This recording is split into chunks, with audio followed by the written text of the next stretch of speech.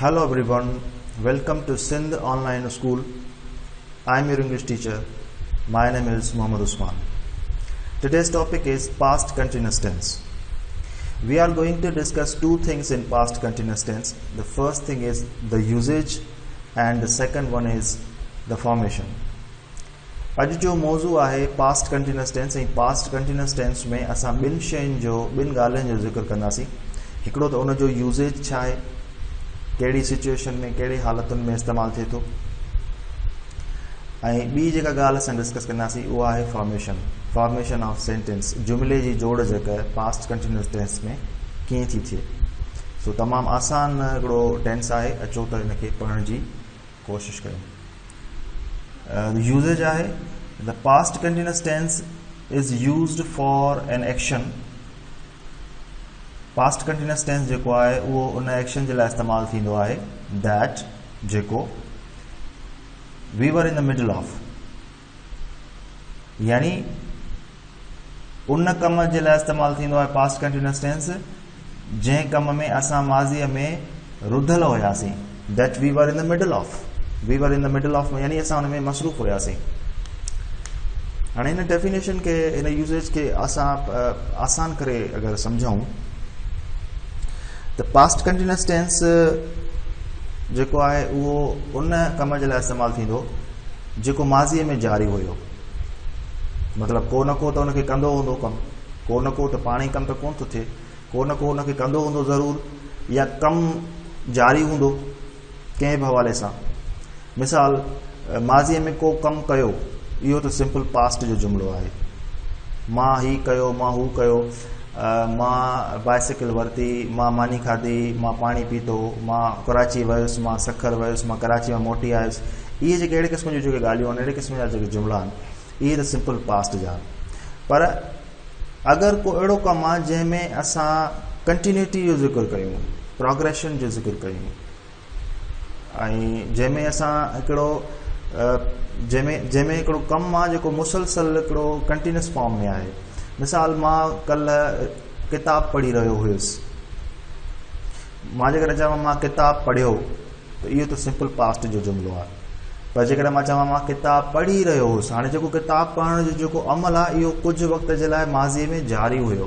त अहिड़े क़िस्म जे कम जे लाइ जेको माज़ीअ में कुझु वक़्त जे लाइ जारी हुजे, उन एक्शन खे, उन कम खे असां पास्ट कंटिन्यूअस टेंस में लिखंदा ऐं पढ़ंदा आहियूं.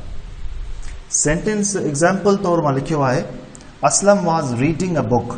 असलम जेको आहे किताब पढ़ी रहियो हुयो.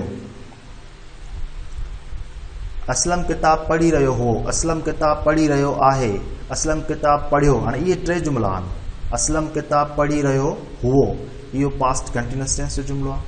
असलम किताब पढ़ियो, इहो सिंपल पास्ट जो जुमिलो आहे. असलम किताब पढ़ी रहियो आहे, इहो प्रेज़ेंट कंटिन्यूअस टेंस जो. इहे सभु टेंसिस असां पढ़ी चुका आहियूं. मां सिर्फ़ु हिननि खे सम्झाइण तौरु हिननि सभिनी जो ज़िक्र वरी ॿीहर इन करे पियो कयां त जीअं हिन खे असां आसानी सां सम्झी सघूं.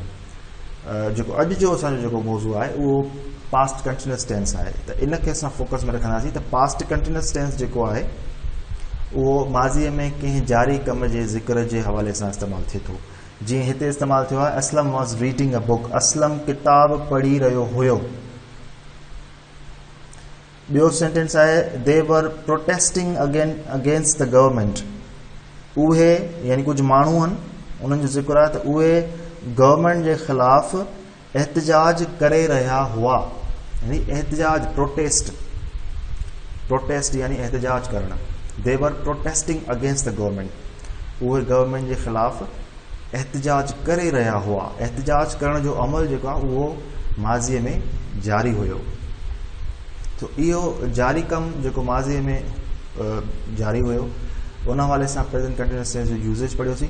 अचूं था फॉर्मेशन ते, that how we can construct the sentence of past continuous tense. The formation is subject plus was were plus V1 plus ING plus object और एडवर्ब. सब्जेक्ट खां पोइ वाज़ या वर ईंदो, ॿिन्हिनि मां को हिकिड़ो ईंदो. वाज़ वर जेको आहे इहे पास्ट कंटिन्यूअस टेंस जा हेल्पिंग वर्ब्स आहिनि, जेके मां हिते मथे लिखिया बि आहिनि. सब्जेक्ट खां पोइ को हिकिड़ो हेल्पिंग वर्ब ईंदो, वाज़ ईंदो या वर ईंदो। उन खां पोइ वर्ब जो फर्स्ट फॉर्म ईंदो V1, V1 सां गॾु इंग फॉर्म ईंदी। तव्हां ख़बर आहे त कंटिन्यूस टेंस जी जेका वर्ब फॉर्मेशन हूंदी आहे उन में इंग फॉर्म लाज़मी तौरु ईंदो आहे। इहा हिकिड़ी निशानी आहे कंटिन्यूस फॉर्म जी। V1 plus ING plus object, object जगह ते एडवर्ब या ॿई अची सघनि था। हिकु सेंटेंस लिखियो आहे दे वर प्रोटेस्टिंग, दे सब्जेक्ट आहे, वर हेल्पिंग वर्ब आहे, दे वर protesting. Protesting, protest first form आहे, प्लस में ING हयोसीं V1 सां ING त प्रोटेस्टिंग थी वियो। Protesting against the government. त हिते ॾिठो त असां जेको वर्ब फॉर्मेशन आहे, वर्ब फॉर्मेशन तमामु आसान आहे। जीअं सिंपल प्रेजेंट कंटिन्यूस टेंस जी वर्ब फॉर्मेशन में असां वाज़ वर जगह ते इज़ एम आर पिया लॻायूं, हिते सिर्फ़ु असां वाज़ वर लॻायो आहे। अदरवाइज़ हिन जी वर्ब फॉर्मेशन ऐं प्रेजेंट कंटिन्यूस टेंस जी वर्ब फॉर्मेशन में एॾो को ख़ासि फ़र्क़ु कोन्हे को। अगरि हिन ई सेंटेंस खे असां प्रेजेंट कंटिन्यूस टेंस में लिखंदासीं त हिन जगह ते वाज़ जगह ते आर अची वेंदो, अदरवाइज़ ॿियो सॼो सेंटेंस साॻियो थींदो।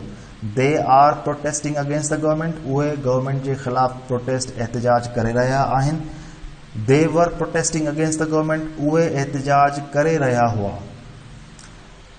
त इहो जेको टेंस हुयो पास्ट कंटिन्यूस टेंस तमामु आसान हुयो ऐं I hope that you are working well and I suggest you to revise all the things and practice. Thank you.